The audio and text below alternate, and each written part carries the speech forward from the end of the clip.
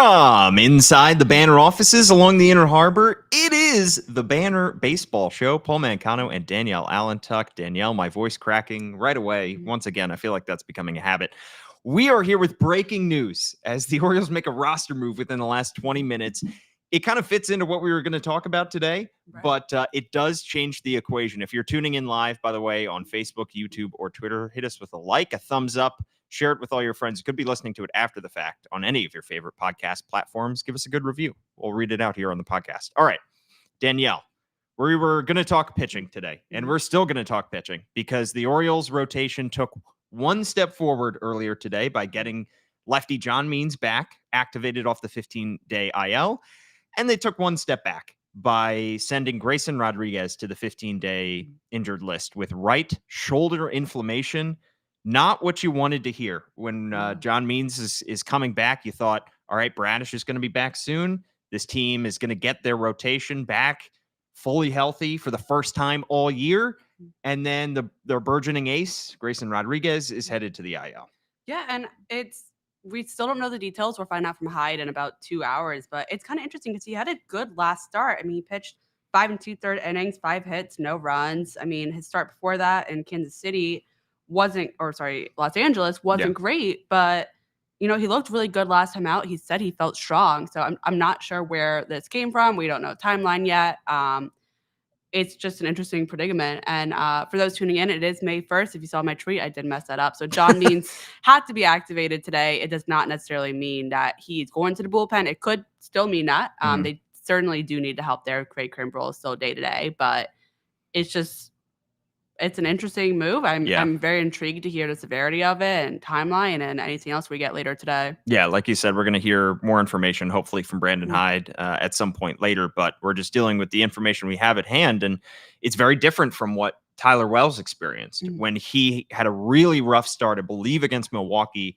And then 4 days later, he ends up on the IL right before his next start. And that is when Albert Suarez gets called up to replace him. So you could see maybe there was some signs that he was experiencing something in his last start. But Grayson, like you said, was maybe 2 starts ago. That was his worst start of the season out in LA. But last time out, he was great. You're thinking everything's fine. He's obviously in the clubhouse. He's in the dugout. But it clearly not 100%. Shoulder inflammation is what he's dealing with. And this is a big blow to the rotation at a time when we thought, and I'm sure Brandon Hyde was hoping he was going to get his rotation back. And, we were sitting here about the debate, who goes to the bullpen now. They say it's so much healthy pitching coming back. But the good news is for the Orioles, if you want to look at it that way, John Means and Kyle Bradish are both back. If you had looked at this about a week ago after they called up Suarez, I don't know who the next starter up would have been. Cade Povich, who has looked really good in AAA, but still very inexperienced. I don't know if they would have pulled him up. They may have had to go a nice little bullpen start there, but at least on the plus side, they have reinforcements ready. Right. Yeah. And they have Albert Suarez still on this team. He is set to, have some kind of role, I would think, on this team, especially with Grayson. But yeah, we were sitting here saying, all right, you add 2 pitchers to the rotation. You move 2 guys to the bullpen. We were kind of doing a little bit of forward thinking and saying it's probably going to be Cole Irvin, maybe Albert Suarez. But now at this point, it clears things up in that you only have to move 1 guy to the bullpen now because John Means, we think, will take a spot in the rotation.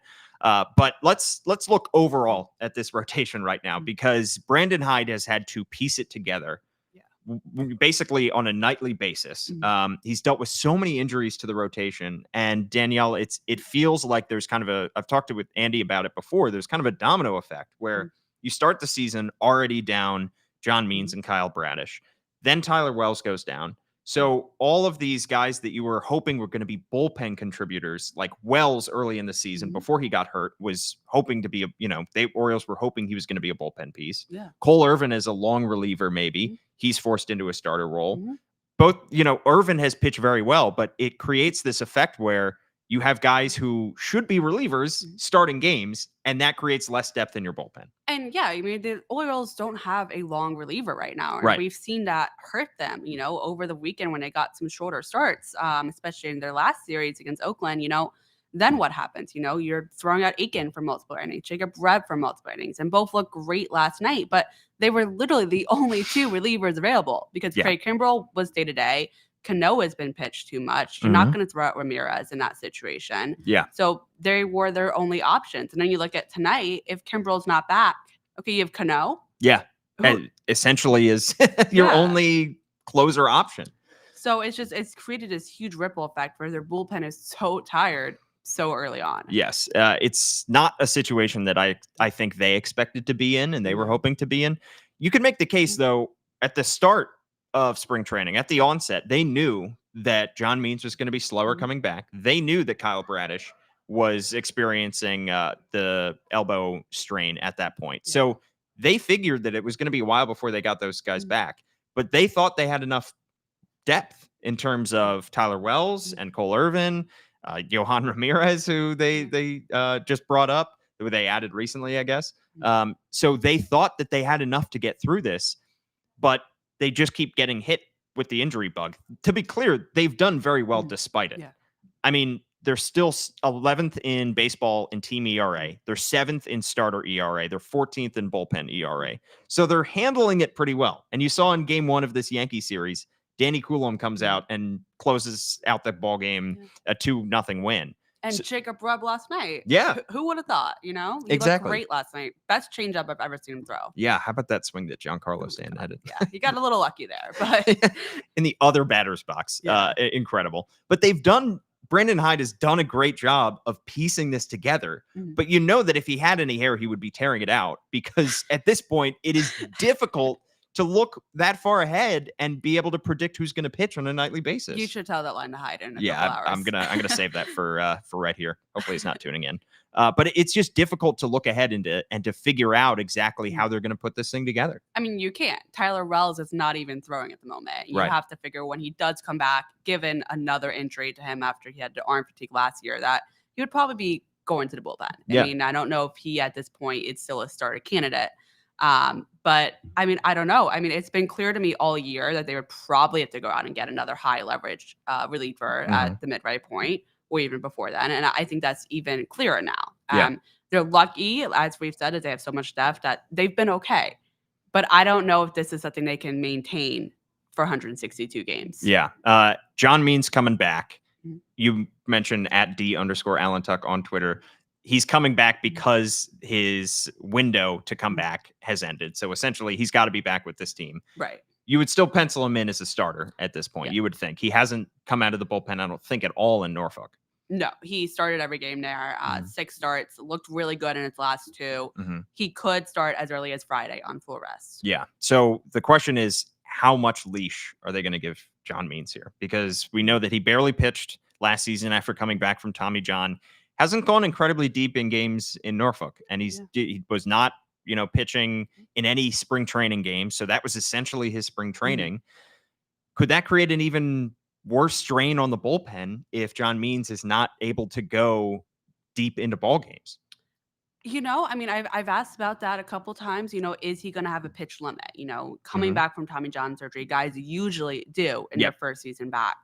They haven't been very open about those plans, as you can expect. But I think starting a month later will help them get through the season. I would not be surprised if they still go to the 6-man rotation option, which would help all of them. I know Corbin Burns loves to start on his assigned day, but an extra day of rest has never hurt anybody. And they have the ability to do so. They still have 6 healthy starters. Right. And looking ahead, I mean, we're making an educated guess. We're thinking maybe we haven't been given any information. Brendan Hyde said he has a plan for these guys, but he's not going to reveal it, which is probably smart.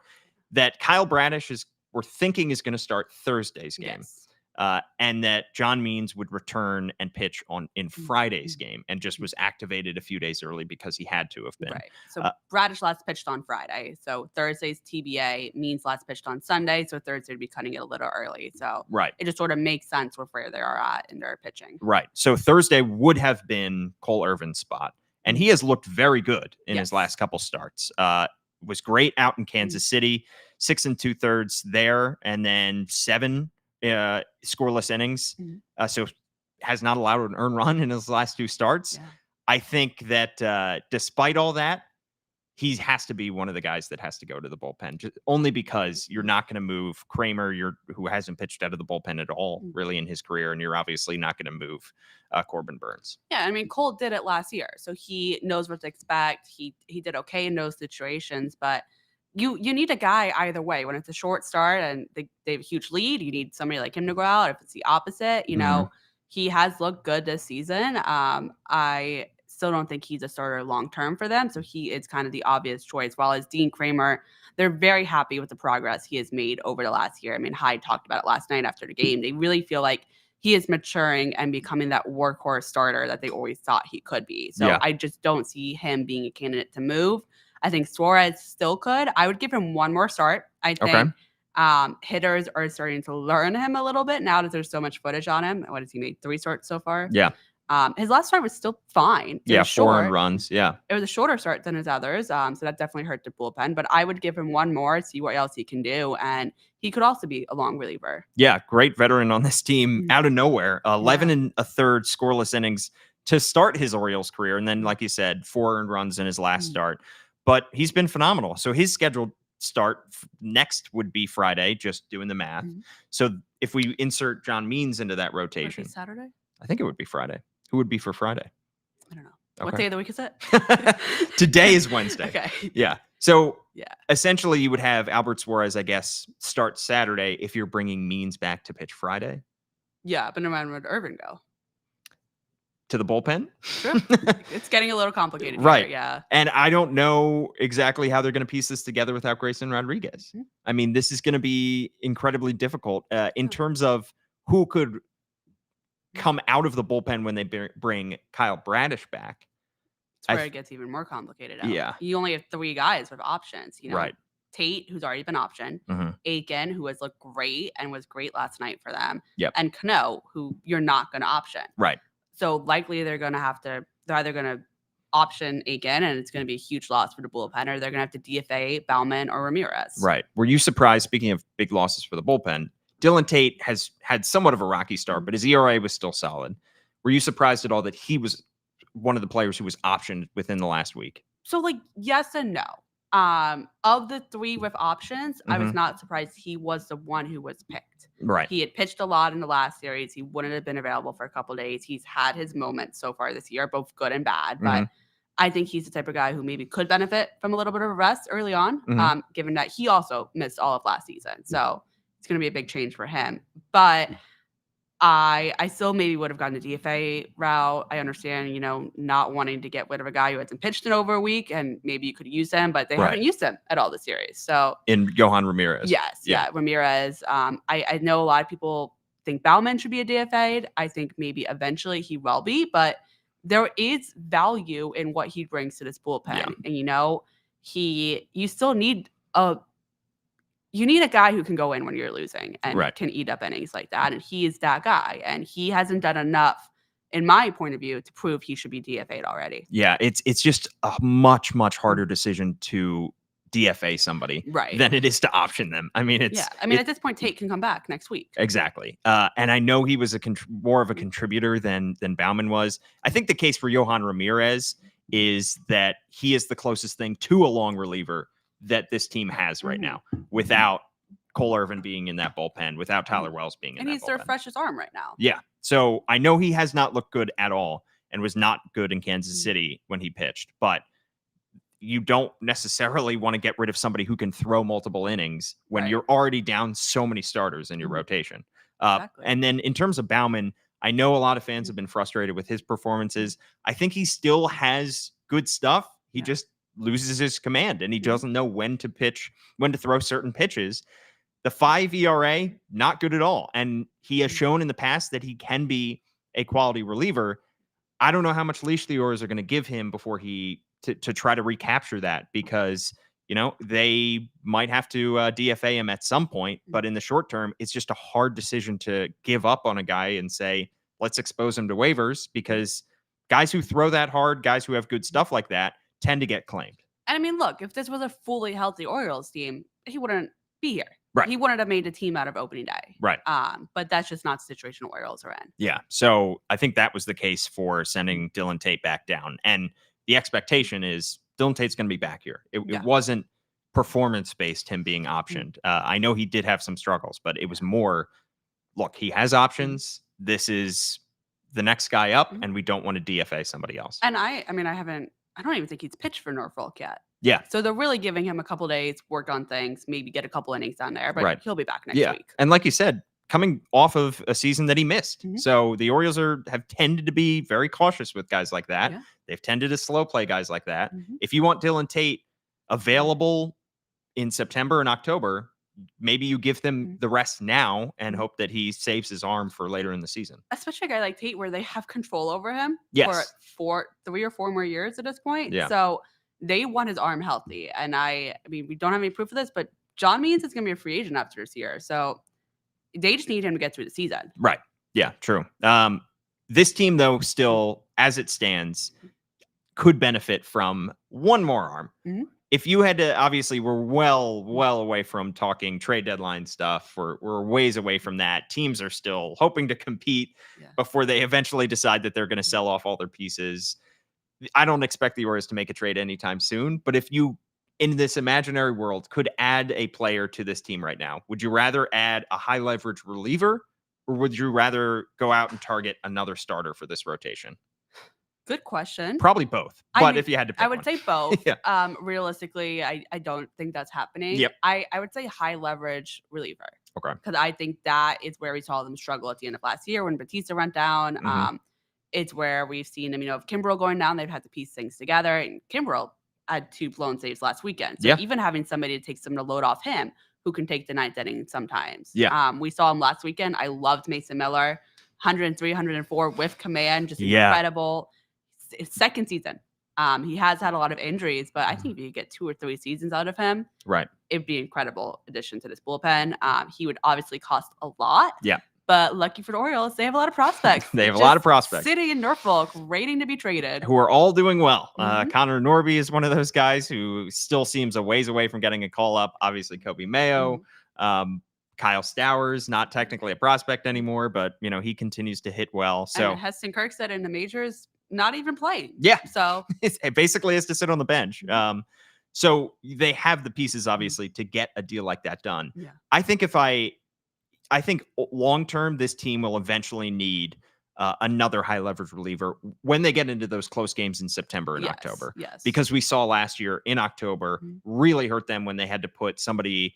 Jacob Webb is a solid reliever, but when they had to put Jacob Webb in very high leverage situations with runners on, facing a good hitter, obviously in the Texas series, it came back to hurt them. So he gave up that grand slam in game 1, and then all the momentum from there was lost. Absolutely. But I think in the short term, given all the injuries that they have, another starter would be a huge benefit for this team because you are just without guys who can eat innings. I mean, the fact that you're missing that John Means may have to come back slowly. The fact that you're missing Bradish at the time being, and he's going to come back, but maybe they slow play him a little bit. The fact that Tyler Wells is out right now, you could just use one more guy to throw in there, almost like a Kyle Gibson or Jordan Lyles. I was just thinking somebody that, I mean, how relieved would Brandon Hyde be if he had somebody he could just throw out there who he knew could go at least 6 innings, maybe give up a couple runs, but just munch up some quality innings and get this game to Yennier Cano and to Jacob Webb and to Danny Coulombe and maybe to Craig Kimbrel. Well, I feel like Kramer is that guy now. Yeah, he is turning into that guy. I don't know if you necessarily need a guy like that. I think you could use a higher caliber starter. True. I mean, you can never have too much starting pitching. Yeah.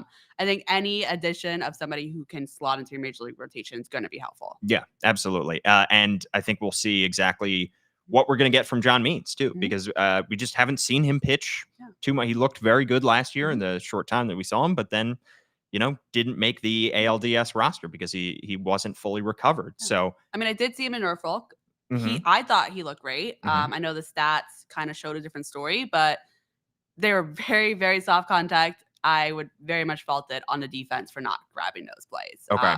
I think he probably, in his second to last start, should have only given up 2 hits if he was playing with a major league defense behind him. Right. And that's what Brandon Hyde had said. It's tough when we're just looking at the box scores and we're not down there. Right. Yeah. So what exactly we get from John Means. I think it's also going to be interesting to see what exactly we get from Kyle Bradish because, the Orioles go the route of no Tommy John surgery, and they wanted him to slow play this, not pitch at all in spring training, come back slowly.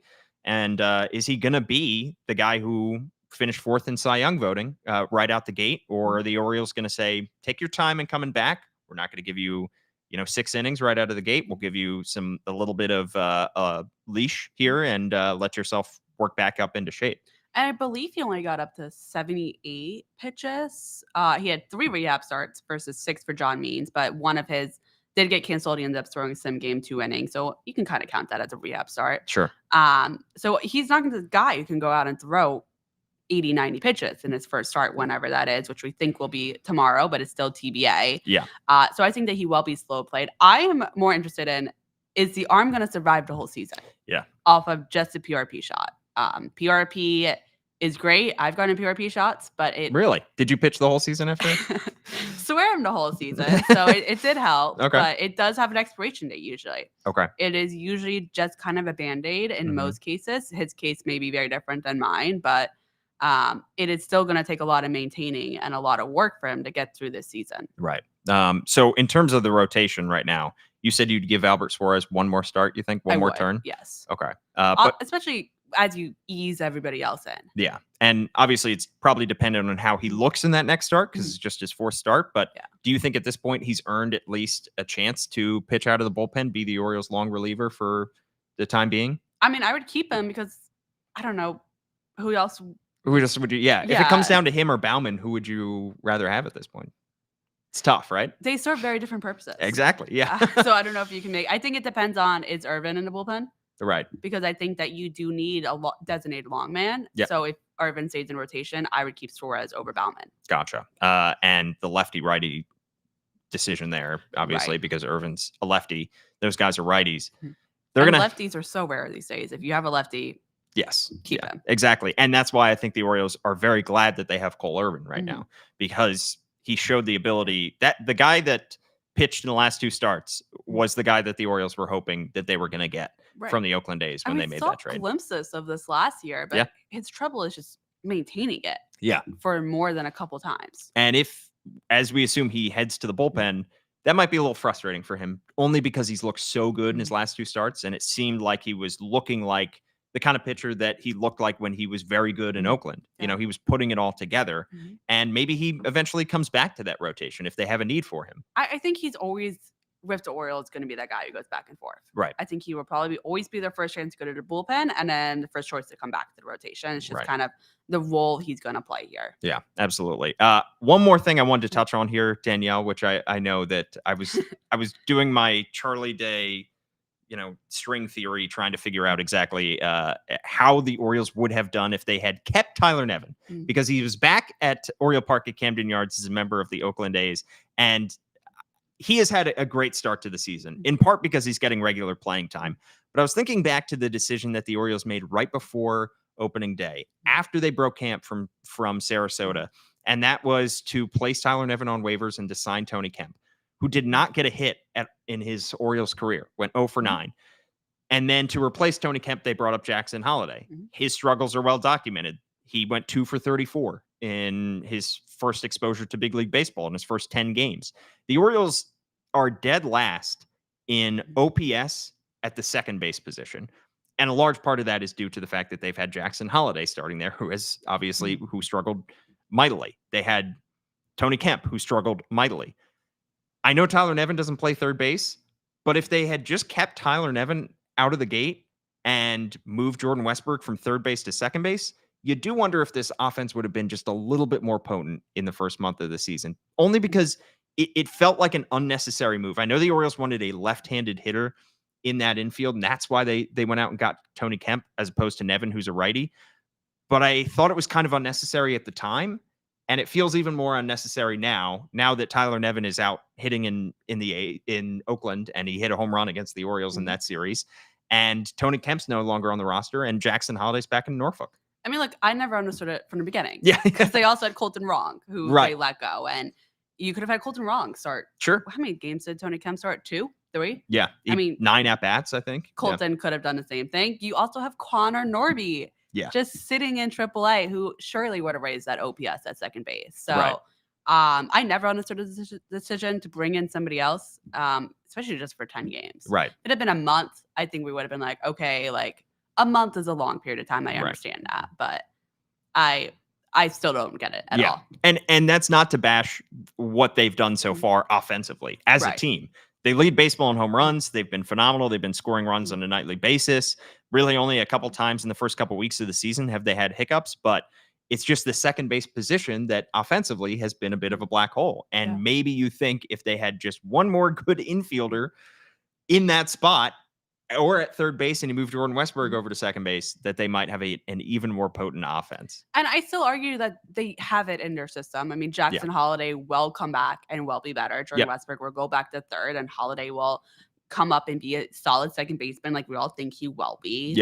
It just probably won't come till later this season. Yeah, absolutely. Well, the Orioles pitching staff has been great through the first two games. The offense could do a little bit more work. They scored 6 runs through the first 2 games, but the pitching has held the Yankees to just 2 combined runs in the first 2 games of this series, and they have 2 more on tap against the Yankees tonight and tomorrow. Danielle has you completely covered on the BaltimoreBanner.com, where you can subscribe $1 for 6 months. Follow her on Twitter at @D_Allentuck. I'm at Paul Mancano and at All Banner Sports. We will have complete coverage throughout the week as the Orioles are at home to finish off this homestand, and then they head off to Cincinnati over the weekend. For Danielle Allentuck, I'm Paul Mancano. Thanks so much for tuning in.